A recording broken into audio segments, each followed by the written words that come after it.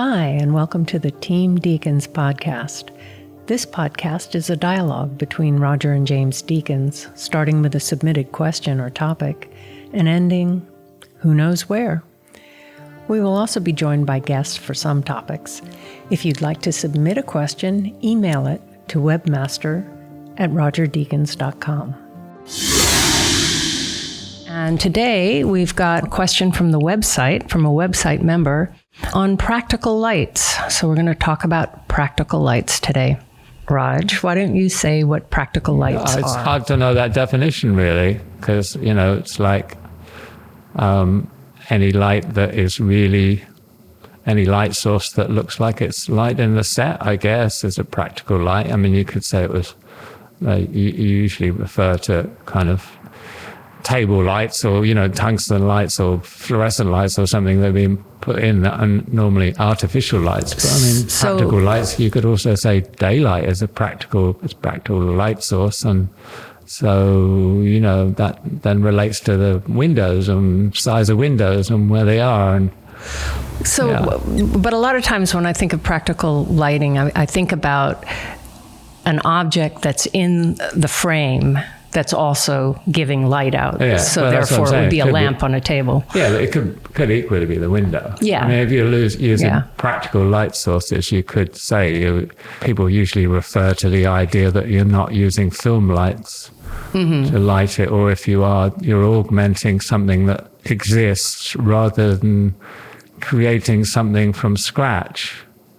And, on one hand, I'd say, well, I use a lot of practical light sources, but usually they're ones of my own design, or myself and the production designer, Yeah. So basically, if you take a wide shot of a scene and someone's sitting on a sofa by a lamp that's, to their left, when you do the close-up shot, if that lamp is out of the frame, would you call that practical lighting?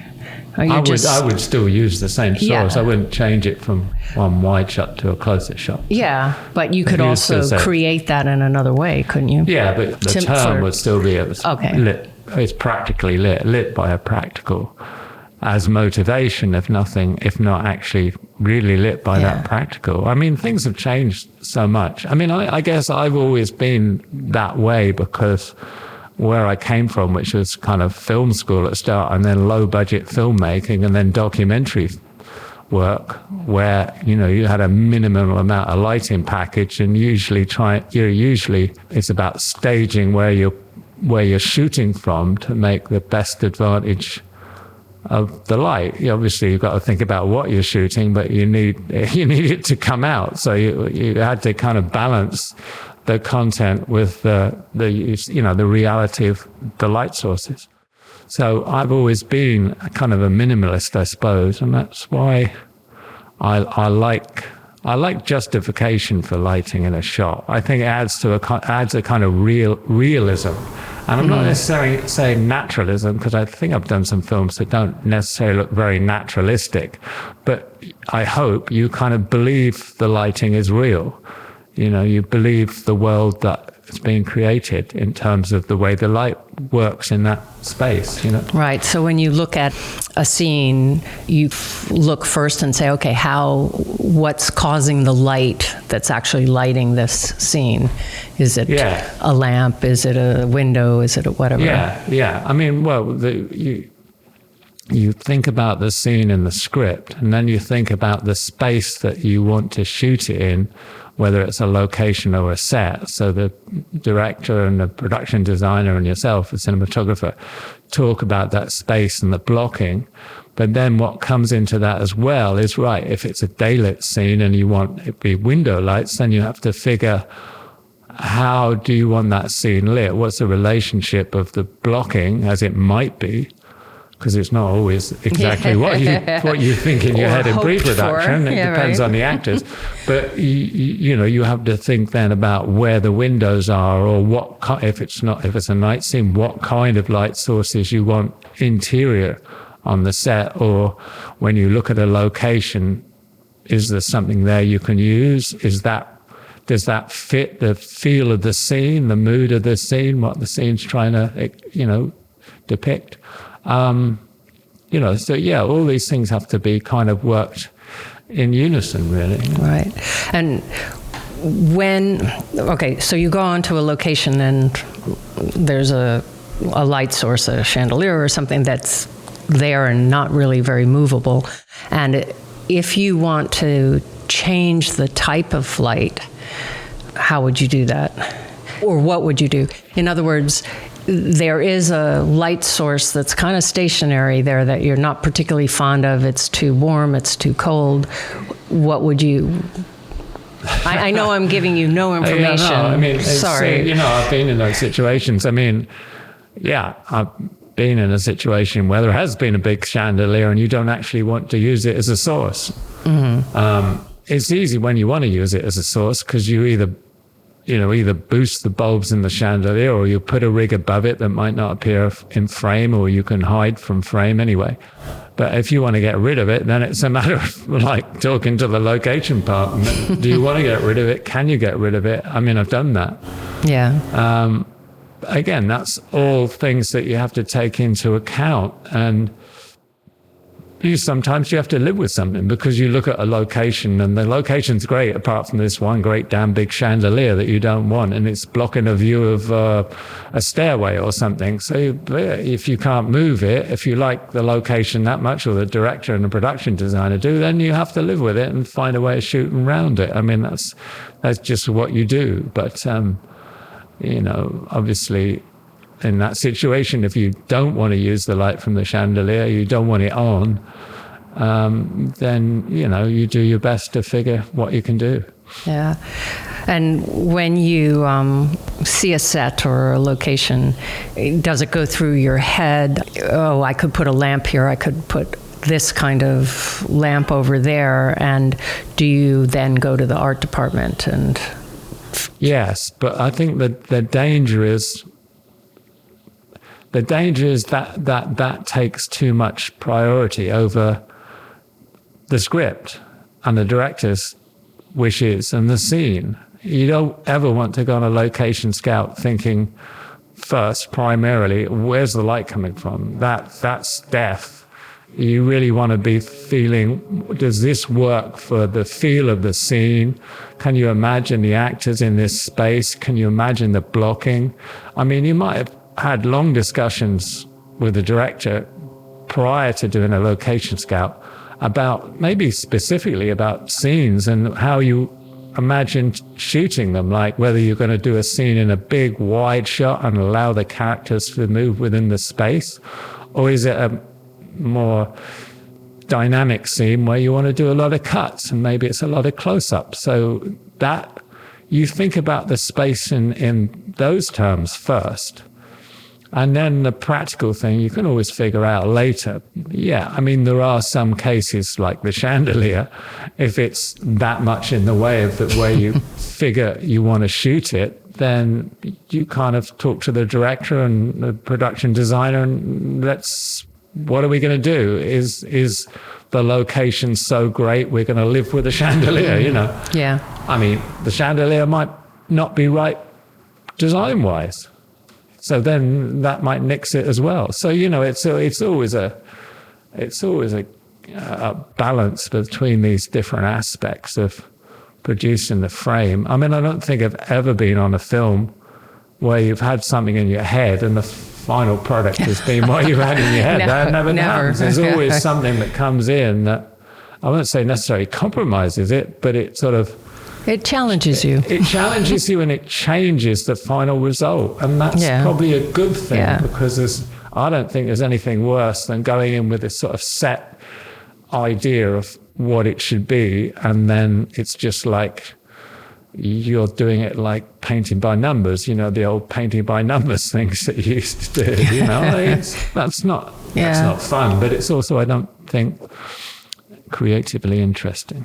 So you work with the set dresser, right? About practicals. Yeah, I mean, once once you're kind of in a location, you know what you're going to do, and you start thinking more about, if it's a location, you think about how you can light it. I mean, obviously, if it's a daylit location, that where the windows are and what floor the building's on, obviously that's kind of crucial. I mean, we were doing a film in New York not long ago. Oh, yeah. And a number of locations we scouted, and it was like they were 5th floor, 4th floor, even 3rd floor in New York on a busy street. In the wintertime. In the wintertime, and it wanted to be daylit, and you just go, well, that is a nightmare. Right. You can do it, but if you're just shooting with natural light, with practical source of the window light, then you're so restricted into how many hours you can shoot. And then do you have to shoot towards the windows while there's daylight, and then shoot away from the windows and light it when the daylight goes? But then what do you do at those hour of light where it's not really day, but it's not night? Right. It's a nightmare. So, you have to think about those things. But yes, once you've locked a location, I mean, you talk with a set dresser about window treatments, for instance. Do you want to blow the windows out? So do you want veiled curtains to go on the windows? Do you want shears, what they call here in America, shears? And then you talk about the practical sources. And that has always been a really big thing for me, because the choice of a practical lamp is really important. Like, I'm just thinking of a film like The Man Who Wasn't There, and there's some scenes in that film where I wanted a kind of soft source. There's a dining room scene where there's a sort of small chandelier that had a pulley so I could lower it down, and it's multiple bulbs so it could light 4 people sitting at a table. But then there's other scenes where I didn't want the light to spread in a room. I wanted it just to downlight a table. And I wanted then the spill that would come off the table to be the light source for the character sitting by the table or standing by the table. I wanted that really hard pool of light from a little kind of, a little angle poise light really was on the desk. So then the choice of that fixture is really important. Yeah, but then you also, though, you're getting into the set decorators area too, but that's not the look we want. But it's a good light. Yeah. But so then you've got to work together on that. Yeah, usually you get on with people well enough and they know why you're trying to do something. And then you say, well, okay, I want a lamp that's giving this hard light, and I've got to dummy it, so don't give me something that's an antique that I can't rip apart, for one. Right. So if you're trying to create this hard pool of light from a practical light in an office or something, and you want that kind of effect on the table, then you say, well, okay, don't give me an antique that I can't put my own bulb in, because I want to put in a different bulb, so ripping it out and rewiring it. Give me a few options so I can see how it works when I put a bulb in it. I can just kind of maybe dummy it if it's really crucial piece of lighting. All right, maybe I can just look at it and choose one, but always give me options, like 4 or 5 different possibilities. And then if nothing really works, then you get to the point where say, well, can you make me these lights? Right. There's a number of films where I've had I think it was on Sicario, we were lighting that. You remember the big immigrant detention area, which was actually a farm fertilizer factory place. There goes the magic. There goes the magic. Well, we ripped it out, and the only lamps that were there were these horrible mercury soft things. So I basically asked the set dresser to make 50 large kind of conical, how do you explain them? Little half circle lights that I could put my own bulbs in. In fact, I put 2K blondes inside the fixture and then put a little diffusion at the bottom. And there was like 50 of these in the ceiling. And do we see the ceiling? Yeah, that's right, because there were those low angles. That was the thing, because we had all these wide shots seeing the whole space with a huge crowd of immigrants and the lights at the top of the shot. And I wanted something quite graphic, so I needed that number of lights to create a sort of pattern in the ceiling, So, it's all that. It just varies so much from scene to scene and project to project. And I do think that sometimes I've seen that when you first go to them, sometimes the first choices that come, they fit well with the look of the scene, but sometimes it's too warm, or the light isn't what you want. So you have to expect to go through a couple until they get it right, because what they're seeing first is the way it looks in the scene, and then you've got to educate them about the type of light that you want. You've got something in your head, but on the other hand, sometimes you look at a light, a set dresser like Nancy Hay, who's fantastic, will bring me a light, and I go, I didn't think of that. That's really cool. That'll really work in an interesting way. So it's all, everything can change until the camera starts running. That's the way I feel it in my head anyway. There was a question that I think was sent in. What were some of the most challenging practicals you've had to deal with? Well, I think that scene in Sicario, because it was such a big space and it was night and the lights appeared in shot. And it was a matter of getting a light level too. There was a lot of coverage there. We didn't have a lot of days to shoot.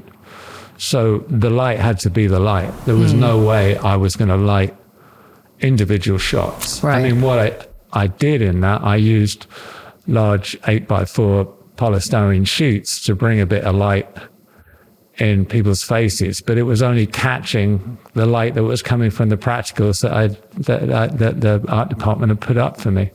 So that was a challenge. But then, the extreme from that is the last scene in Prisoners, where you're lighting a hole in the ground with what do they go? Key fob, right. With a little light on a key fob. And that's all it was. We didn't dummy or anything. That was a key fob. Yeah. But, I'm rambling now, but that's what's so great about having, a camera that you can actually push to I don't know, 800, 1200 ASA. I forget what we shot that at, but it certainly wasn't 200, or 100, which would be the fastest stock I would have when I started, in the business. Yeah, the fastest stock was 100 ASA when I was at film school, I think. And then a 500 came in after a few years. I think I'm right. And then sometimes when you have a scene that has a candle in it or fire or something, you oftentimes amplify it. I remember in Secret Garden, didn't she walk down the hallway with a candle and you had to... Oh, and you had Biggles overhead with a light, Yeah, right? I did it. Actually, it was on... Biggles, the gaffer. He had a pole with a 60-watt bulb hung off the end of the pole, and he panned the lamp, this... just an ordinary 60-watt household bulb. It was dimmed down, so it was quite not very bright.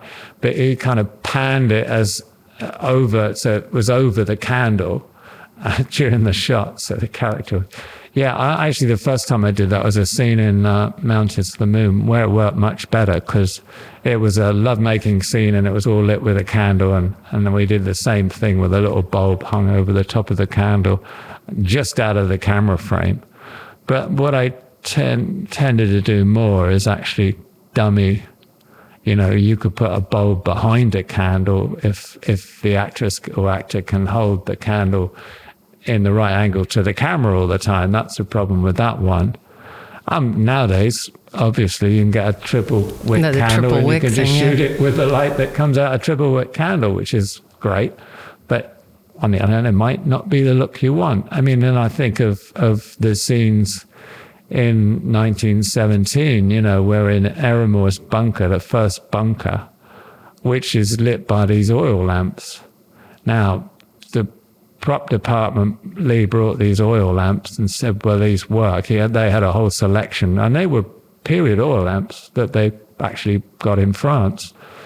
And so I said, I needed something with a glass on the front, because I can't shoot directly at the point source, because I know it's not going to be a candle, which is what it would have been. I'm going to have to dummy that with quartz bulbs or halogen bulbs. And so I needed some glass in front of whatever that was So they provided me with this quite a range, actually. It was 4 or 5 different versions. And together we said, well, we like these. These will work just aesthetically. These look kind of good. They look kind of punchy, which suit, you know, they didn't look like Victorian lanterns that were so pretty, you know, and ornate. They looked like World War I's lamps. And they were all period correct, you know, place specific. But I needed to put 2 bulbs in each lamp, and the main ones that were lighting the scene, because the way we were shooting it, there was nowhere I could put another light source. So as I was explaining on the site to somebody the other day, I put 2 bulbs in line with the camera angle. So the bulb that's facing the camera was always dimmed down, and the bulb facing away was brighter. So, and then the glass had a little frost on it, so it didn't flare the lens. That was the trick of that. And it's all dimmed down, so it all feels like the same temperature as it would have been if it was a candle. And then as the camera comes around and it looks back at the lamp that started the shot, then the levels on the 2 bulbs is reversed, so that the one again, so that slowly the one away from camera is brighter than the one to the camera. So there's all these things. It looks like, I mean, I hope it looks like it's just a lantern put on a table, but it's not as simple as that. It's like quite a lot of research to figure out how the bulbs could fit in the lamp, making sure that you're allowed to do that with a lamp. And it's, I say, not an antique that you can't do something with. And then you've got to wire it. You've got to know what the blocking of the shot is. And you've got to wire the lamp so the wire doesn't appear in shot. Then you have to rehearse with a dimmer operator to get that whole thing in sync. So, I mean, you know. So there's really 2 types of situations. One where you have to make those practicals work for whatever angle, because either time is short or it's such a big location that you can't be fooling around with it. And then the other one, like in 1917, where we knew exactly where everybody was going to be when and where the camera was going to be, you can do that kind of dimming up and dimming down. Yeah, I mean, in a way, working on 1917 was a bit more like working with the Coen brothers, where, you know, they would really work out in a quite detailed way how the scene would be. I was thinking of one scene with Javier Chigurh in the motel room, and he's lit by a lamp that's fallen off the table. There's been fight or something. A scuffle, as they say. And he had a figure how that lamp was going to fall off the table and how it was going to give a pattern of light that would be kind of quite a bit noirish. You know, you didn't want a big soft shade on the lamp that was just going to soft lit the room. I didn't. I wanted something really hard that was that so the lamp could fall down and shoot back up at Javier sitting on the bed. And so that space was quite hardly lit. And then the bathroom beyond, where there's a body lying, is really bright. And then that was fluorescence, and the whole feel of that is quite cool. And that was a set. So that was all kind of constructed into the set. You know? And sometimes don't we get locations that are basically fluorescence, and sometimes can't be changed, and you have to make it work. You know, obviously the main one you're there with is supermarkets and you know, grocery stores. But I mean, that's naturalistic. If green is natural in those things. Green. Now I'm less inclined. Well, I was never really inclined to change tubes. Sometimes you would, because it was just sometimes they were so far out it didn't feel right. But again, it depends on the scene. I think I've only changed tubes in supermarkets in my whole career, only maybe twice. I mean, it's kind of expensive. But I think one of those times I changed them because I didn't. I think one of those times I changed them because I wanted them greener. You know, so you kind of want it to look a bit more grimy or than actually the existing light. But again, it depends on the film. It depends on the scene. It depends on the budget, obviously. Somebody asked this question, which I love. I know the answer to this one.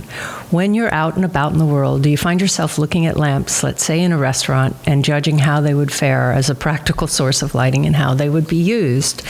And the answer, Roger, to that is yes, you do. No, all the time. I mean, I think it's part of your way of seeing. I mean, I'm always aware of. I look at the light outside the door now, the way the sun's kicking on a tree out there.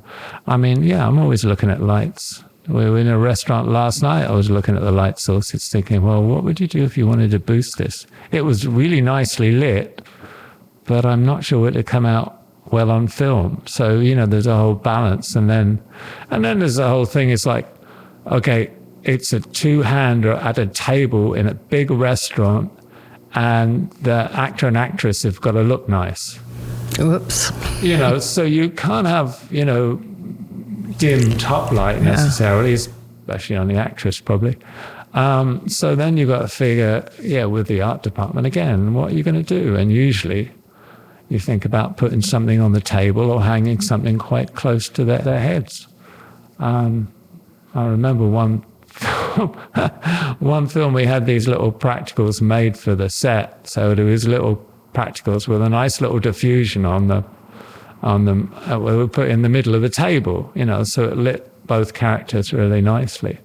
But I felt I wanted to warm it up and soften it down a bit more. So I remember on the close shots, I put a 40-watt bulb on the table, dimmed it way down, but all it was a 40-watt bulb.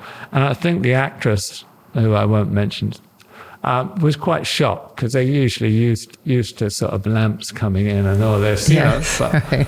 I must say, I thought she looked fabulous. I hope she thought she looked fabulous. I did anyway, with this 40-watt bulb. All right, one more question.